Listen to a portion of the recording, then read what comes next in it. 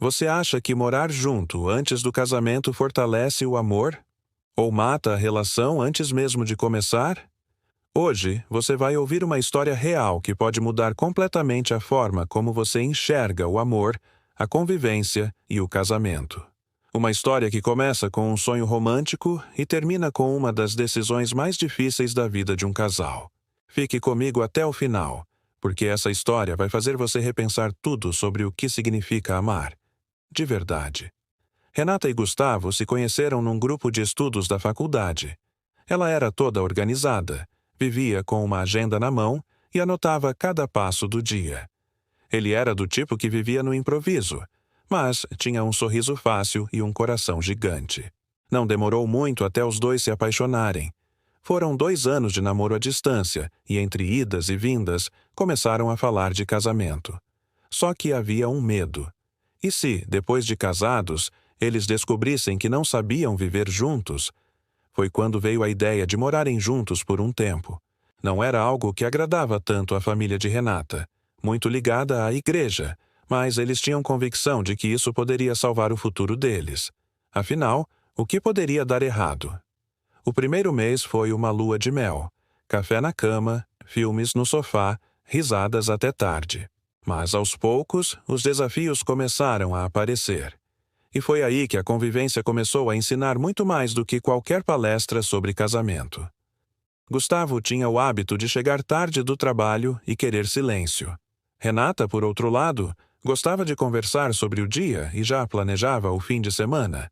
Pequenas diferenças que antes pareciam fofas começaram a gerar atrito. A divisão de tarefas virou motivo de discussão. Por que eu tenho que lavar a louça todo dia? E você acha que eu não estou cansada também?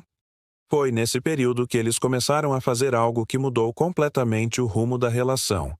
Diálogos sinceros. Sentaram para conversar, choraram, gritaram, mas não desistiram. E descobriram que comunicação não é só falar, mas ouvir sem se defender. Aprenderam que amar é, muitas vezes, ceder. Renata percebeu que Gustavo não era desorganizado por preguiça. Era porque, na infância, nunca foi ensinado a cuidar de uma casa. E Gustavo entendeu que Renata não era controladora. Era apenas uma mulher que aprendeu a se virar sozinha e achava que precisava controlar tudo para ter paz. Eles começaram a criar pequenas rotinas. Segunda era dia de resolver problemas da casa. Quinta era noite do casal. Domingo, o café era sagrado. Aos poucos, o lar deixou de ser campo de batalha e virou um lugar de construção.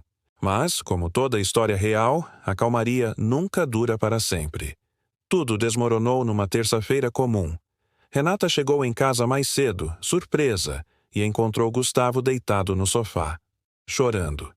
Ele tinha sido demitido, depois de 9 anos na mesma empresa. Orgulhoso, não quis contar, mas agora não conseguia mais esconder. Pela primeira vez, ele se sentiu pequeno, incapaz. Pela primeira vez, Renata não soube o que dizer. Mas foi aí que o verdadeiro casamento começou. Sem papel assinado, sem festa, sem aliança. Só 2 seres humanos despidos de orgulho, lidando com a dor da vida. Renata segurou a mão dele e só disse: "A gente vai passar por isso juntos." Nos meses seguintes, Renata segurou as contas da casa enquanto Gustavo se reinventava. Passaram dificuldades, apertaram o orçamento, pensaram em desistir. Mas não desistiram. Quando Gustavo voltou ao mercado de trabalho, o primeiro salário não foi para comprar nada. Ele fez uma surpresa. Levou Renata ao mesmo parque onde deram o primeiro beijo e, de joelhos com lágrimas nos olhos, pediu: "Casa comigo. Agora eu sei o que é amor." Hoje eles estão casados há 5 anos, com papel, com festa, com aliança, mas nada disso importa tanto quanto o que viveram antes. Porque, para eles, morar juntos foi mais que um teste. Foi um mergulho profundo na verdade um do outro. Nem todo casal precisa morar junto antes de casar, mas todo casal precisa aprender a viver junto. A diferença entre um relacionamento qualquer e um casamento de verdade não está na cerimônia, mas na capacidade de suportar o peso da vida juntos, sem largar a mão um do outro. O que essa história nos ensina é que o amor não está nas promessas feitas diante do altar, mas nos silêncios compartilhados no fim de um dia difícil. Está em dividir o último pão, em ceder na hora da briga, em aprender com o outro sem querer mudá-lo. Se você está pensando em morar junto antes do casamento, entenda, isso não é um teste do outro.